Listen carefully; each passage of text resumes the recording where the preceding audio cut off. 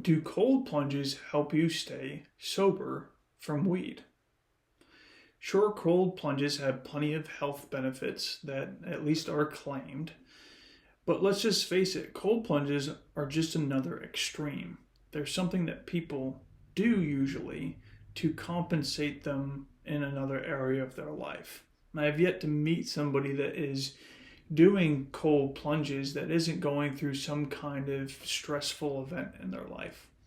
So they may be trying to lose weight and they've tried everything else prior, and now they're incorporating these cold plunges. They may have a lot of stress or anxiety in their life, and so now these cold plunges are kind of a way to get themselves comfortable being uncomfortable. Or it could be even something beyond that, such as, a more peak performance. They want to become more optimized in their ability to have a healthy body and mind.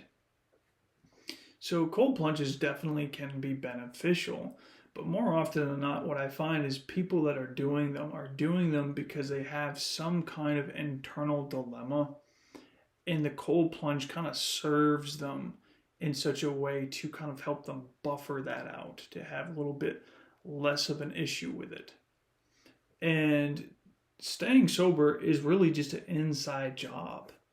It's something that once you've done it, it's just what it is, because plenty of people are sober and have always been sober, and it takes no effort or thought to do so.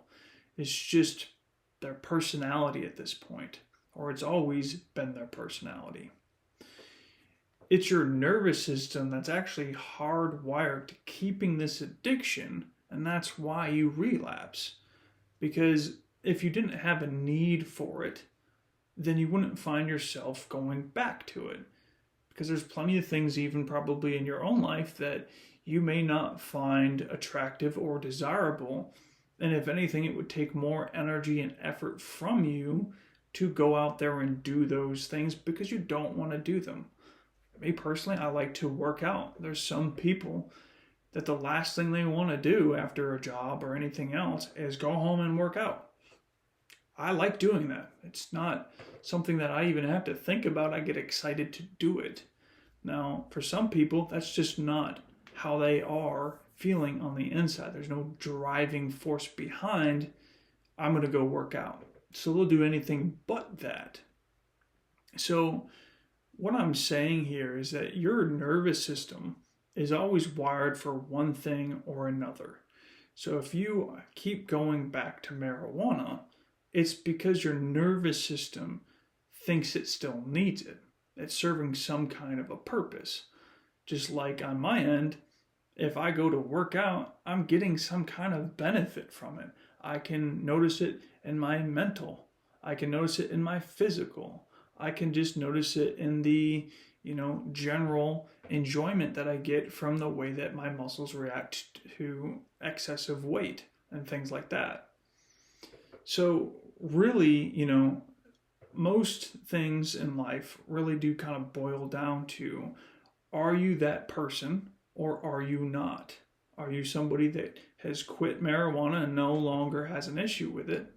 Or are you someone that quits, ends up relapsing, quits, ends up relapsing, and continues that same kind of fundamental? It's just kind of how you go about your life. It may be a different duration of time that you've quit before, but the relapse is something that just kind of keeps happening.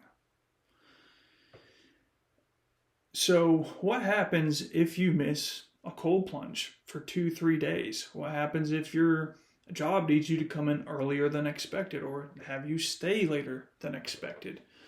What if, your water got shut off or some kind of situation, whether it's this summer and you just can't really seem to access that kind of cold therapy that you're looking for? Well, now how are you going to handle your sobriety? If it's not an internal state that you've already got nailed down to where it's like, okay, I've quit and that's it. You don't even really think about it anymore. You don't have to have this willpower or motivation to not do it anymore because that's what you keep doing. So how much longer can you go through life? I mean, do you really want to keep jumping in something cold? Because most people don't do that until they have something big enough in their life that causes them to say, maybe this might help me. It's usually a afterthought than it is the first thought most people have of, oh man, I can't wait to go jump in the cold water. Now, granted, I've done them. I think they have some benefit. I'm not knocking them overall. But if you're using it to stay sober, yet you still need that to do so, or that you even maybe relapse at times, why not just get to the root cause? Because it's the root cause that once that shift happens, it's just who you are at that point. Now, I'll use myself for an example here. I used to be 310 pounds. The last thing I ever wanted to do was go to the gym, work out, bike, anything. I did not want to do any of that stuff. I like to video games, sit in front of a television, and all that. Now, here's what I'll tell you. I don't have any video games. I maybe watch 1 to 2 hours of television at most a week. At the same time, I have a home gym, and I absolutely love working out now. I lost around 100 pounds in roughly a year from a little bit of diet modifications, no crazy fad diets, and started working out. And I've been that way for over 12 years now and able to keep that 100 pounds off. When again, even in the same fundamentals of life, people will lose weight and often gain it back, and then lose weight and often gain it back.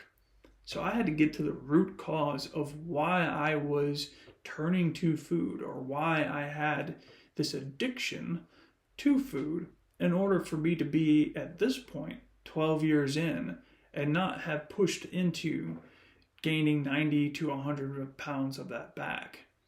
So really, once you've addressed the root cause, your personality actually will change, and you will become more of the person that you want to be without any effort, any thought, or any seeking motivation. No more motivational videos, no having to get in the cold water to optimize your internal reality so that you can be better at life.